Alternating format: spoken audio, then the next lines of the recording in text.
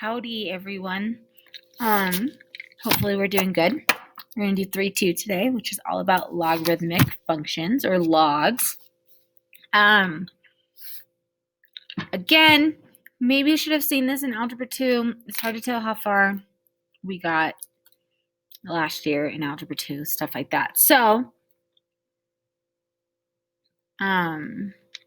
may or may not look a little familiar, but we're going to go over it regardless.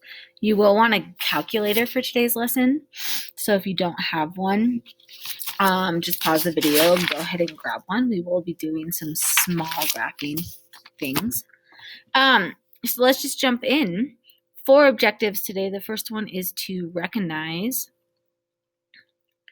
and evaluate log functions with a base of a. So very similar to exponential that we did not yesterday, but last video.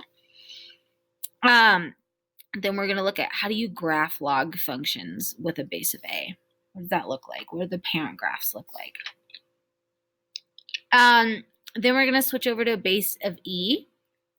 So we're going to recognize and graph natural log functions. Natural log functions just means functions with a base of e. And then we're going to use logarithmic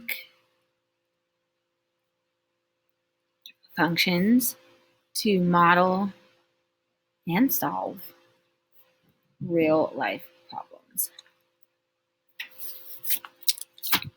Okay, so 4 objectives, we're just going to jump right into it. And we're going to talk about what is a log. Okay, so we just did our video on exponential, right? Here is our exponential functions like this. Or how we really wrote it yesterday was this. Log functions are just the inverse of exponential functions. So if you remember inverse, the inverse of functions, you switch the x and y, and then you can just graph it. Okay, so that's all that we're doing for logs. Okay, it's just the inverse of an exponential function. Okay, so here is an example of our log function or logarithmic function. Notice that a is the base. So if I have like y equals a to the x, right? Here's my base. So here it's also called a base. Okay, so my base goes down below. If I were to find the inverse of this, I would switch the x and y.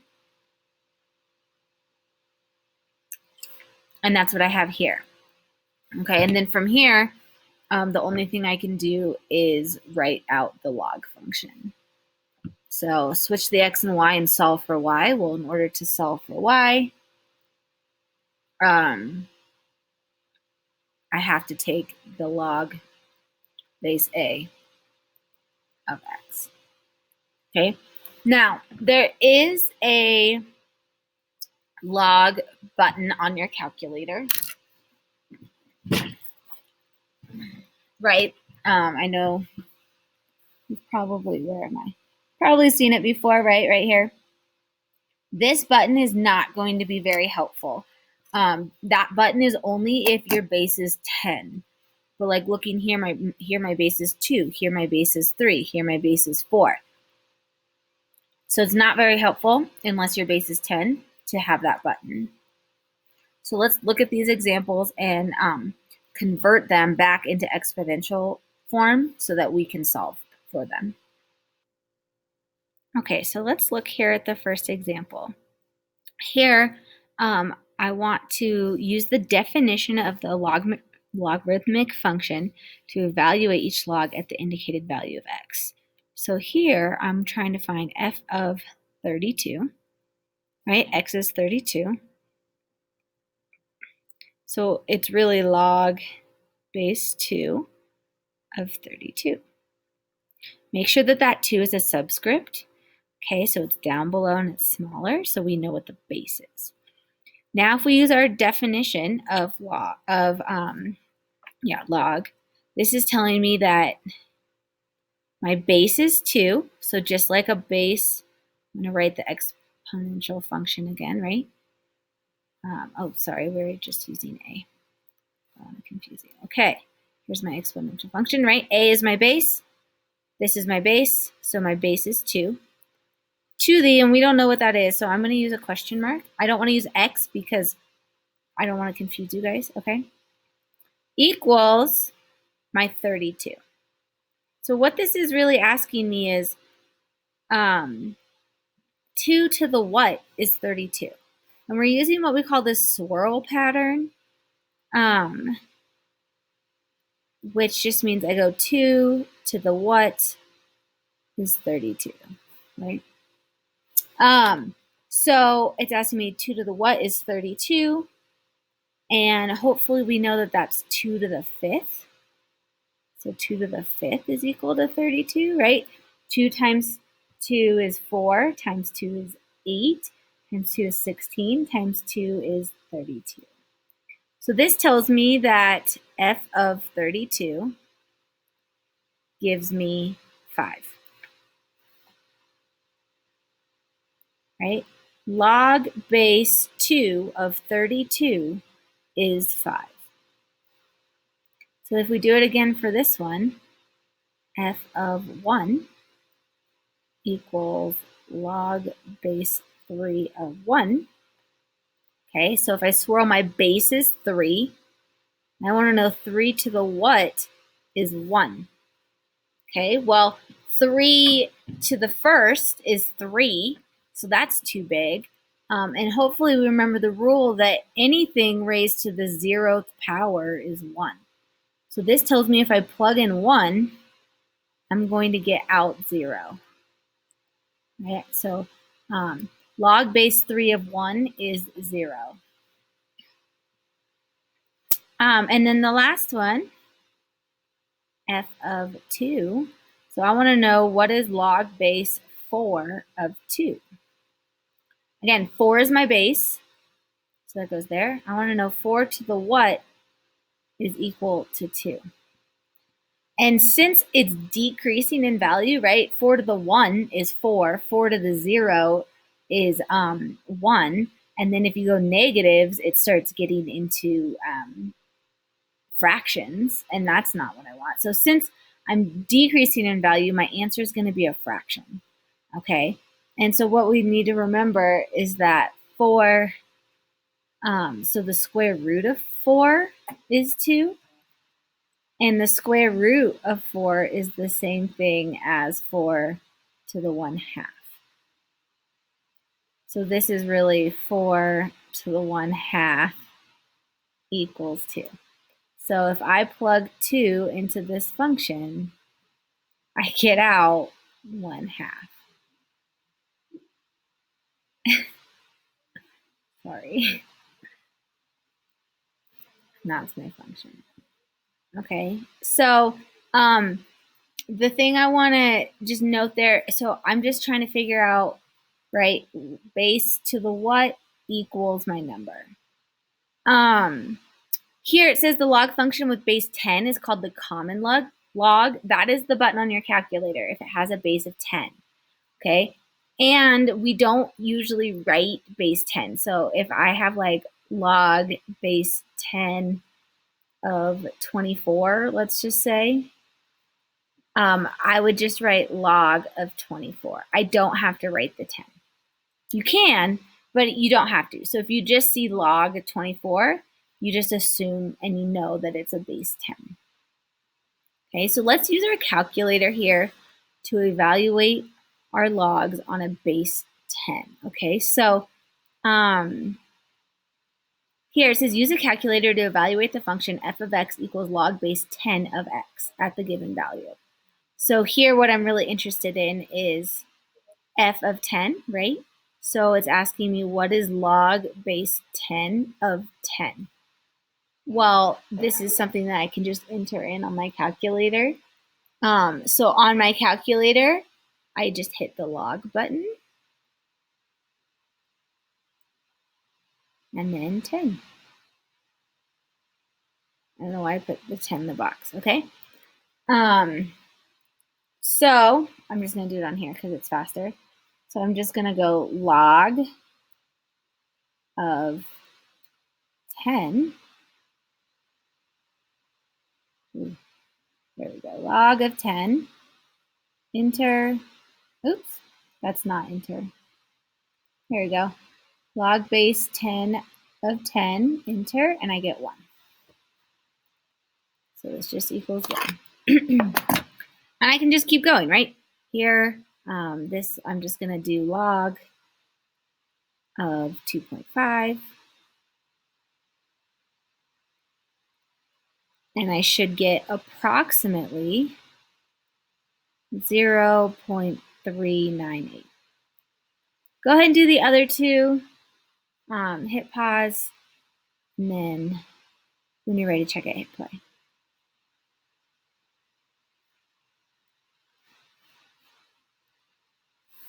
Okay, so let's check our work here.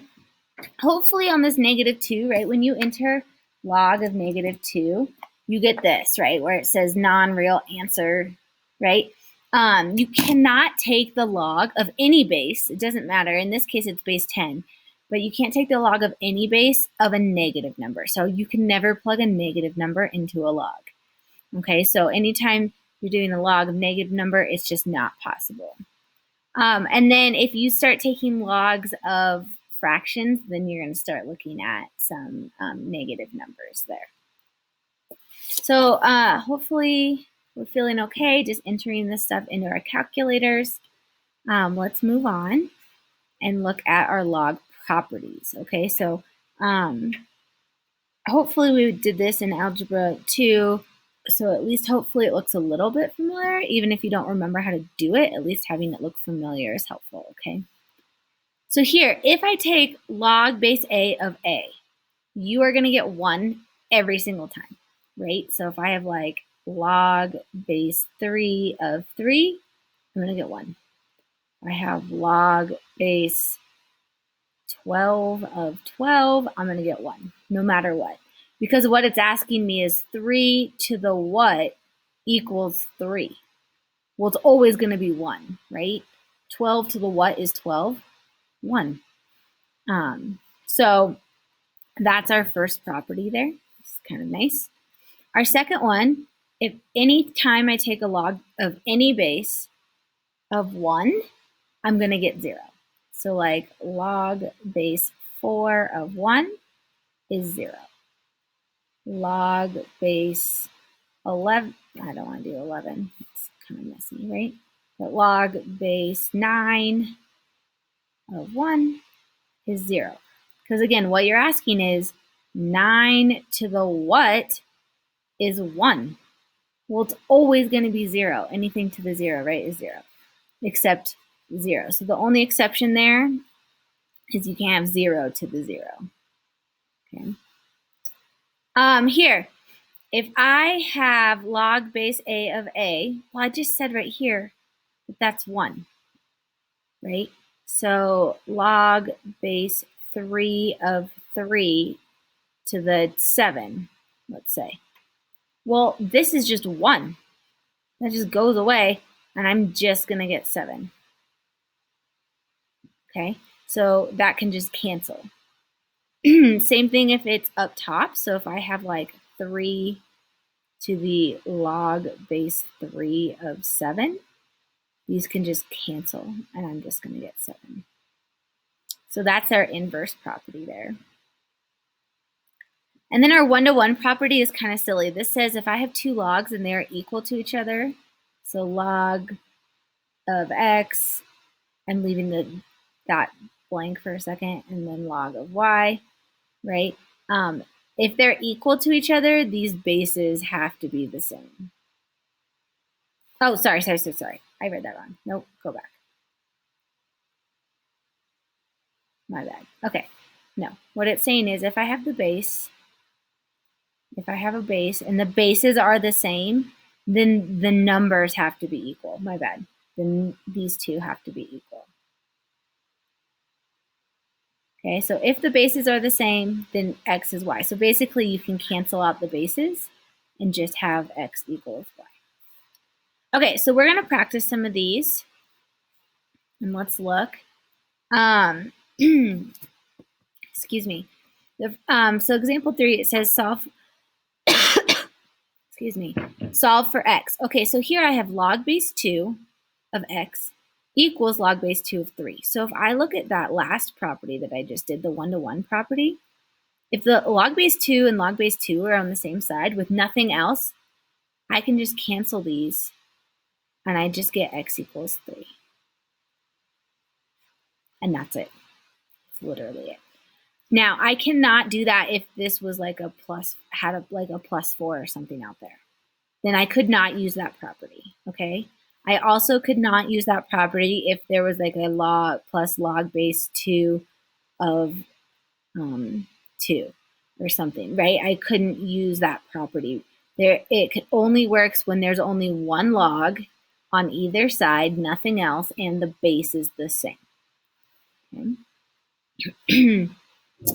For B here, it says solve for x, log base 4 of 4 equals 1. Well, anytime I have a base and or anytime I'm taking a log and that number is the same as the base, that's just 1.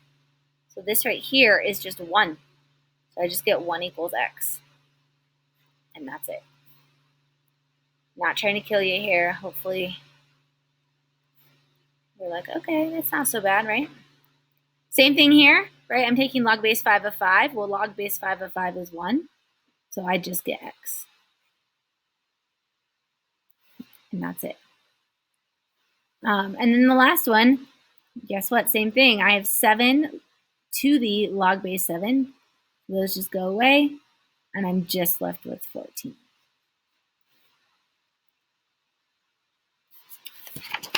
Neato. Not so bad, hopefully. We'll do some more practice. We'll do lots of practice on the properties of logs, okay? To sketch the graph, so now we're going to look at the graph of log. Okay, you can use the fact that the graphs of inverse functions are reflections of each other. So, for example, well, I guess let's just look at the example that we're going to do. For example, f of x equals 2 to the x and g of x equals log base 2 of x are inverses of each other. So if I know how to graph this function, which I do, right, from 3.1 and from algebra 2, then all I have to do is switch the x and y values, and that'll get me this function. So here, these are the points for 2 to the x, right? Negative 2 is 1/4, negative 1 is 1/2, 0, 1, 0, 1, 1, 2, 2, 4. And I could keep going, right? 3, 8, and so on and so forth. But okay, so then all I do is, right, just switch the x and y values. We know how to graph an inverse. We know how to graph an inverse function. I don't think I can fit it all on. So let's just look at the graph instead. Okay, so the graph of 2 to the x. Let's do that one first. I know that at negative 2, it's 1/4. At negative 1, it's 1/2. At 0, it's 1. At 1, it's 2. 1, 2, 3, 2, it's 4, 5, 6, 7, 8, and 3 is 8, even though that's not on the chart, but we could still graph it. Oh my goodness. All right, something like that, right, with that horizontal asymptote. So this is the graph y equals 2 to the x. Now if I want to graph the inverse of that, which is the log function, I'm going to take each point and I'm going to flip it. So this point was negative 2, 1/4. So my inverse point would be 1/4, negative 2. Somewhere in there, right? My next point was negative 1, 1/2. So the inverse of that would be 1/2, negative 1. Then I have a point at 0, 1. So if I flip that, it's 1, 0. Then I have a point at 1, 2. So if I flip that, it's at 2, 1. And 2, 4 was my next point. So 4, 2, 1, 2, 3, 4, 1, 2. And then 3, 8 was my last point. So 1, 2, 3, 4, 5, 6, 7, 8, 1, 2, 3. So just flipping the points. And now instead of a horizontal asymptote, I end up having a vertical asymptote at 0. Okay, so this graph never crosses over the y-axis.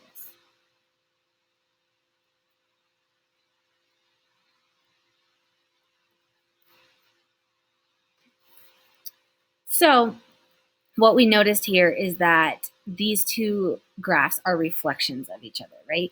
Over the line y equals x. So if I draw that line, here's the line y equals x, more or less. They are reflections of each other. And so that's how we know that they are inverses. So as long as you know, like if I ask you to graph log base 7, if you can graph 7 to the x, then you can graph log base 7. It's just the points are switched. So keep looking at this graph. I'm going to have to scroll down so that we can see this. But what I wanted to point out is there's some things that always happen here.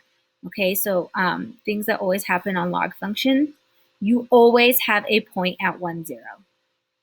1, 0 is always going to be your x-intercept unless that graph has been moved left, right, or up or down, okay? But for the parent graph, without movement, you're always going to have a point at 1, 0.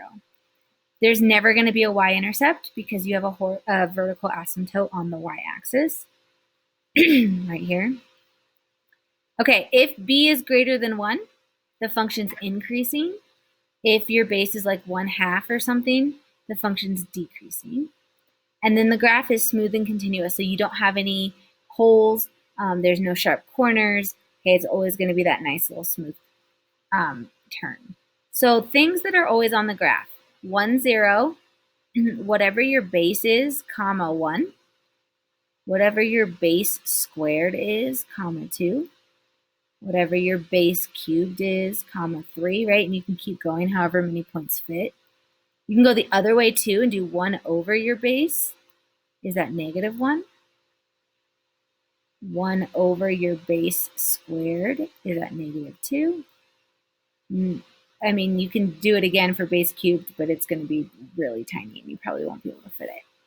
But these are points that are always going to be on your graph as long as, again, it's not been moved left, right, up, down. So these would be essentially your parent graph points depending on what your base is. So we're going to practice. And we're going to sketch the graph of a log function by hand. So let's scroll down and look at example 5. It says, in the coordinate plane, sketch the graph of f of x equals log base 10 of x by hand. So we need to fill in some of these points, right? 1, if I have log base 10 of 1, if we use those properties, right, this is asking us 10 to the what is 1, and it's always going to be 0. So that's 0. If I use a calculator here to plug in 5, I get 0.7. And then by hand, I can do log base 10 of 10, which is just 1. So we're going to graph this, and this is not going to turn out very well for me using this tablet. 1, 2, 4, 7, 8, 9, 10. Okay, something like that. 1, 1. Okay, so when x is 1 over 100, which is so tiny, we're down here at -2. Let me do a different color. So tiny, it's like almost on the y-axis, but it can't touch the y-axis because of the asymptote. Then at 1/10, we're at -1, still so tiny, right? Then at 1, we're at 0. At 5, 1, 2, 3, 4, 5, we're at 0.7 here. And then at 10, we're at 1. So this graph, because the base is so big, because the base is 10, this graph is increasing so slowly. Like, and when I mean slowly, I mean it crosses 1 at 10, right? Like, it won't cross at 2 until you get to 100 on the x-axis. So like, it's increasing so slowly. And that's just because it has a base of 10. Fun stuff. Let's look at translating now. Good, it's still base 10. Okay, so we're going to translate. So we're going to look at how do you move this graph up, down, left, right, all that fun stuff, okay? So the first thing that we need to do is we need to graph log base 10 of x. So let's go ahead and do that real quick. We just did it up above if you don't remember. Okay, so here's the graph of y equals log base 10 of x. Notice I didn't write the 10. It doesn't matter. You can write the 10 or you cannot write the 10. Okay, so if I have values being added or subtracted inside the log function, so inside the parentheses, again, that is my horizontal shift, right? Just like it was with parabolas and exponential functions, that's my horizontal shift. And we always go the opposite way. So in this case, x is 1, so I'm going to go right 1 unit. Right 1 unit. So every single point is just going to go right 1 unit. And what happens there is, don't forget that the vertical asymptote also has to go right 1 unit. Oh boy. Sorry, that was bad. There we go. And I'm going to label it down here so it's out of the way. This is y equals log base 10, which I don't have to write the 10, x minus 1. Okay, and then this one, now do you notice how the 2 is outside the parentheses? And so now this is my vertical shift. So if it's outside the parentheses, it's your vertical shift. So this tells me that I go up 2 units from the red one, right? So up 2, 2, up 1, 2. It's like really hard to see now. And 10.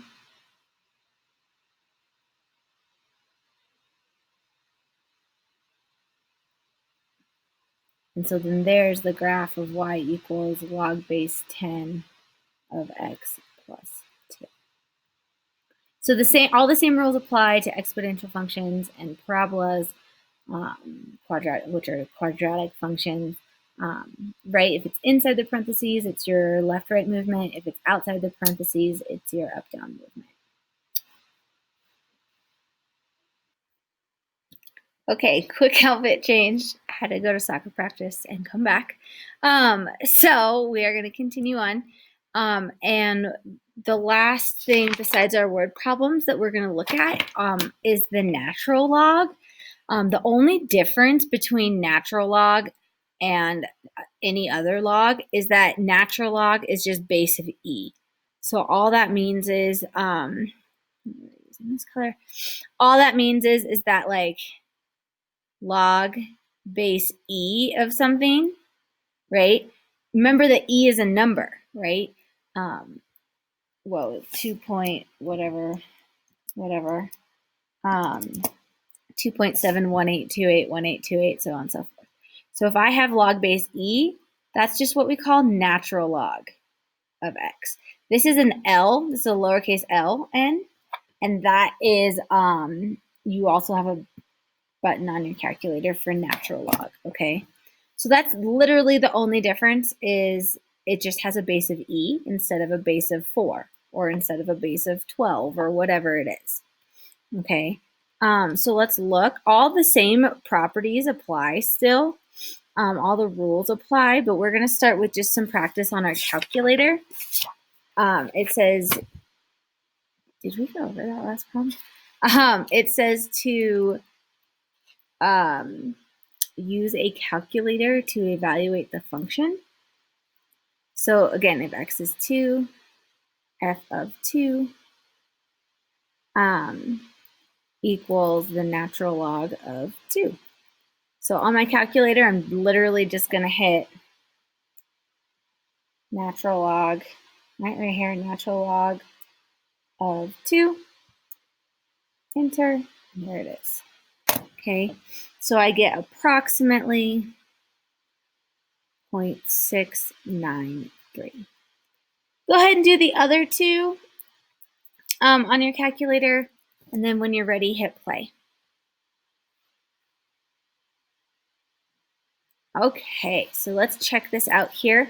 The first one, if I plug in 0.3 and do it on my calculator, I should have gotten negative 1.204 approximately. And then this one is not possible. Remember that you cannot plug in a negative number into a log, whether that's a log base 5 or a log base e, which is natural log. It doesn't matter, okay? So you cannot plug in negative numbers into a log. And so like I said earlier, the properties of natural log are exactly the same, okay? So nothing changes. Log base of anything is log base anything of 1 is 1 or is 0. So here, like log, you don't have to write this, okay? But log base e of 1, still 0, which means natural log of 1 is still 0, right? If I take the natural log of e, because this is the same thing as log base e, that's the natural log part of e. Well, whenever I have log base of something and being taken of the same number, I just get 1. So that's why natural log of e is 1. Natural log of e to the x is just x, right? Because that's the same thing as log base e of e to the x. So those just cancel. And then same thing here, e to the log base e of x is just x again. So all the rules for a general log work also for natural log. Okay, so we're going to use the properties to practice some problems. Okay, it says use the properties of natural logarithms to rewrite each expression. Excuse me. Okay, so properties here. I'm going to start with, I don't like that there's a fraction here on this one. So this is e to the 1. Hopefully we all agree with that. And I can rewrite that as e to the negative 1, right? I can bring this to the top and make it e to the negative 1, right? Our exponent rules. So that tells me that I have natural log of e to negative 1. Well, natural log of e just cancels. And so I just get negative 1. Okay. Here for b, e to the natural log of e, or to the natural log, those just cancel, and I just get 5. For c, this is 4 times the natural log of 1. Well, the natural log of 1 is 0, so 4 times 0 is 0. And then the last one, this is 2 times natural log of e. Natural log of e is just 1. So this is 2 times 1, which is just 2. So we're just using the same properties. Nothing new here. Okay. At least for example 8, right? Should be new or shouldn't be new. We're using the exact same properties. Okay. Example 9 is our last new thing before we look at our word problems. Example 9 wants us to find the domain of logs. Whether it's natural log or a general log, it doesn't matter. It's all the same thing, okay? So I've said it multiple times, but just as a reminder, you cannot plug negative numbers into a log, okay? So whatever is inside these parentheses, like this, right? It can't be negative. You also cannot plug in 0 into a log. So this value cannot be 0 either. So it has to be greater than 0. So whatever your argument is, that's what's inside the parentheses. Wow. Spelling is hard. There's no E there. So whatever your argument is, whatever you're taking the log of, it has to be greater than 0. It has to be greater than 0.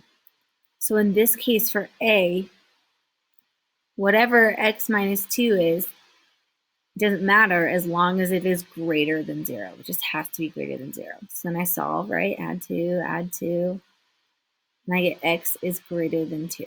So x has to be any value greater than 2. Can it equal 2? No. It has to be greater than 2. You also could write it, right, 2 to infinity, as long as you use that parenthesis at 2. So either one of these would be okay. You don't have to do both, whichever one you like. Okay, so I want you to try B and C, see if you can find the domain for those.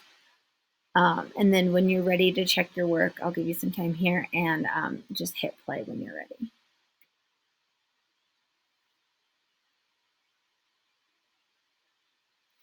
Okay, let's go through these. For B, 2 minus x, it just has to be greater than 0. And I don't really want that x to be negative, so in this case, I'm going to add the x over, and I get 2 has to be greater than x. Okay, so that tells me that x has to be smaller than 2, right? The alligator's eating the 2. Or we can write negative infinity to 2. Again, it cannot be equal to, so it has to be a parenthesis. I cannot have an or equal to here. It cannot equal 0. Okay, here, x squared is my argument. That has to be greater than 0. So I'm going to take the square root, and I get x is greater than 0. Now, here something kind of funky happens because you really get like plus or minus 0. So you really have to think about this carefully, right? So if we go back, I'm going to erase. You don't have to erase. I just want to prove the point, okay? So if you go back and think, what values squared give you a number bigger than 0? And if we really think about that, right, like 2 squared is 4, negative 7 squared is 49, right? No matter if I square a positive number or a negative number, I'm going to get a positive number. So every number squared is greater than 0. So x, in this case, is in the set of all real numbers. And the only number that x is not allowed to be equal to is 0, because 0 squared is 0. But any other number squared is going to be bigger than 0, and it's going to meet this criteria. So I can plug in any number I want into this natural log function, as long as that number is not 0. Okay, whew, right? Let me know if you need help. Make sure you reach out. I'm going to keep encouraging you to, advocate for yourself and reach out if you need help. We're going to do some quick application problems involving, are they both natural log? Nope, just involving logs in general.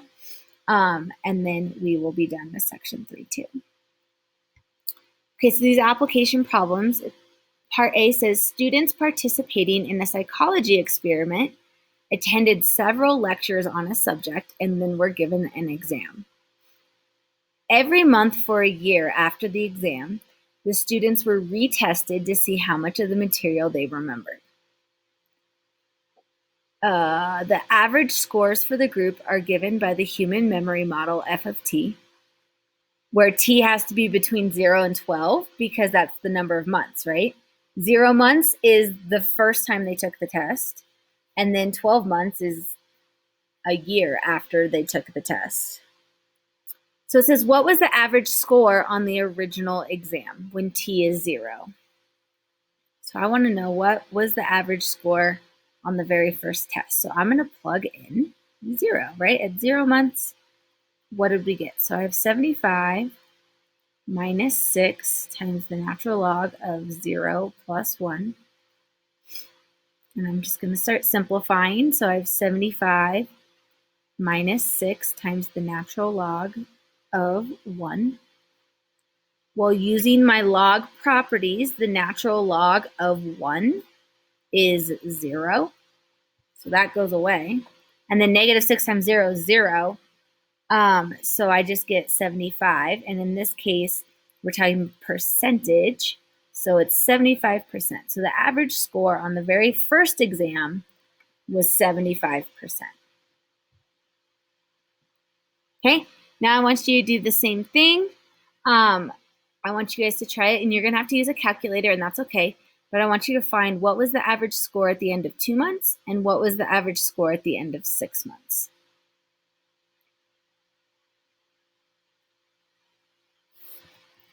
Okay, so let's check our work here for B. If I plug in 2, I should get 75 minus 6 times the natural log of 3. So I'm going to enter this into my equation, or into my calculator. You can enter the whole thing if you're very, very careful with parentheses, and you should get 68.41%.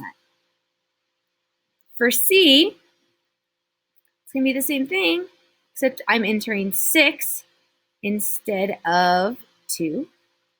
So it should be 6 plus 1.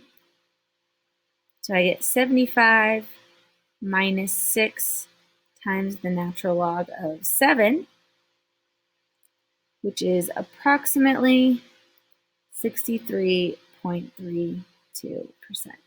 So after 2 months, the average test was 68.41%, which went down.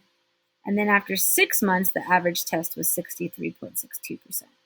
So it went down even more, which is to be expected, right? If you haven't taken a class or haven't, reviewed anything, as the time goes on, your score would be lower. Okay, last question here. B. Oh, sorry, I'm totally wrong. There's 2 more questions, B and C. Okay, so here B says the percentage of adult height attained by a boy who is X years old can be modeled by the function f of x, where x represents the boy's age and f of x, the output, represents the percentage of his adult height. Meaning if you are 10 years old, or well, let's not do 10 because that's what we're going to do. But if you're 5 years old, maybe you're only 12% of your average adult height, right? Or 12% into your adult height. Or if you're 40, maybe you're 99% of your adult height, things like that. Probably closer to 100, but yeah.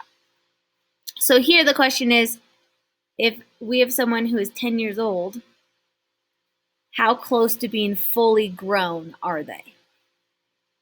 So I'm just going to plug in 10, right? Because that's the age, and x is the age. So 48.8 log of 10 plus 1. And because this log doesn't have a base, it's log base 10, which means we can use our calculator. Okay. So I have 29 plus 48.8 log times log of 11. And if I do all this fun stuff and enter it into my calculator, hopefully we get 79.82%. So at 10 years old, you are almost 80% fully grown, is what this is saying. So check your work on your calculator, pause the video if you have to, but make sure that you are getting these numbers correctly on your calculator when you enter them. The last question is talking about the Richter scale of an earthquake. Okay, so it says the magnitude R of the Richter scale of an earthquake of intensity I is given by this formula. Okay, so the magnitude of the earthquake depends on how intense the earthquake is, which makes sense, right? So I sub 0 is the intensity of a barely felt 0 level earthquake. So standard, like not even a thing, right?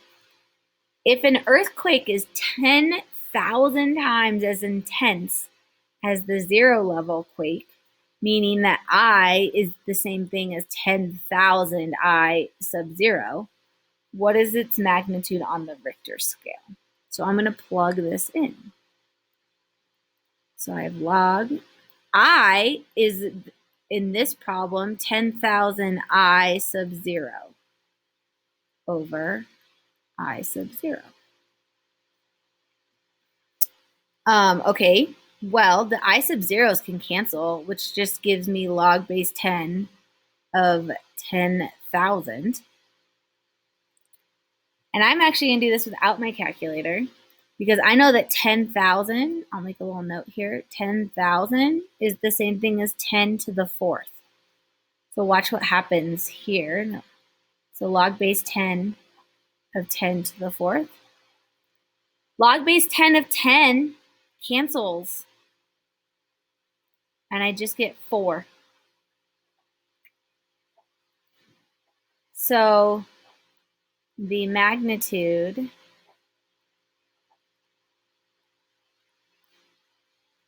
of the earthquake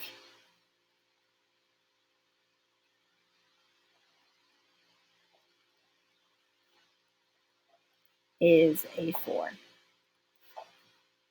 So the magnitude of the earthquake is a 4.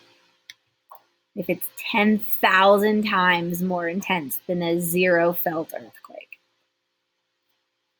Okay, guys, that's it for 3-2. Hopefully we're feeling okay. Please, please, please, I cannot say it enough. Let me know if you need help. If you get stuck on the homework, if something on the notes doesn't make sense, reach out to me. There's plenty of opportunity here for us to work together so that you can be successful. Otherwise, I will see you soon, and good luck.